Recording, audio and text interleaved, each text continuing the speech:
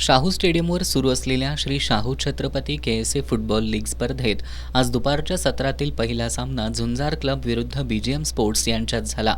सामन्याच्या पूर्वार्धात 35व्या मिनिटाला झुंजार क्लबच्या शाहू भोईटे यानं गोल नोंदवून संघाला 1 गोलची आघाडी मिळवून दिली. पूर्वार्धात बीजीएम संघानं सामना बरोबरीत आणण्याचा प्रयत्न केला, मात्र त्यांना यश आलं नाही. उत्तरार्धात सामन्याच्या 60व्या मिनिटाला झुंजार क्लबच्या स्वप्नील तेलवेकर यानं गोल नोंदवून संघाची आघाडी 2-0 अशी भक्कम केली.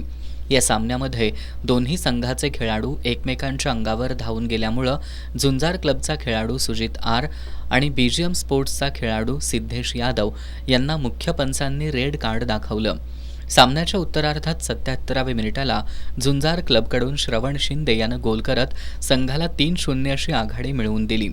बीजीएम स्पोर्ट्सकडून वैभव राऊत, ओम जरग, ओमकार पाटील आणि आदित्य रोटे यांनी गोल नोंदवण्यासाठी जोरदार प्रयत्न केले, मात्र त्यांना यश आलं नाही. त्यामुळे झुंजार क्लबनं हा सामना 3-0 अशा गोलफरकानं एकतर्फी खिशात घातला. दुसरा सामना खंडोबा तालीम मंडळ विरुद्ध दिलबहार तालीम मंडळ यांच्यात झाला. सामन्याची सुरुवात होताच दोन्ही संघांनी आक्रमक खेळाला सुरुवात केली. सामन्याच्या पूर्वार्धात दिलबहारच्या गोलरक्षकानं खंडोबा तालमीच्या खेळाडूला धोकादायकरित्या अडवल्यामुळं पंचांनी खंडोबा संघाला पेनल्टी दिली. मात्र या पेनल्टीवर खंडोबा संघाच्या सिबिन याला गोल नोंदवता आला नाही.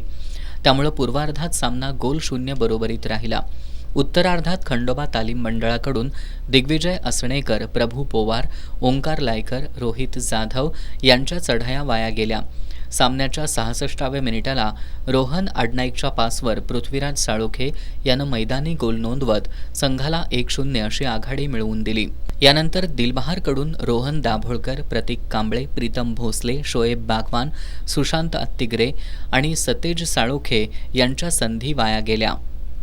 हा सामना खंडोबा तालीम संघानं 1-0 अशा गोल फरकानं जिंकला. उद्या पहिला सामना उत्तरेश्वर प्रासादिक वाघाची तालीम विरुद्ध वर्षा विश्वास फुटबॉल क्लब यांच्यामध्ये 1:30 वाजता होणार आहे. तर दुसरा सामना बालगोपाल तालीम मंडळ विरुद्ध संध्यामठ तरुण मंडळ यांच्यामध्ये 4 वाजता खेळवण्यात येणार आहे.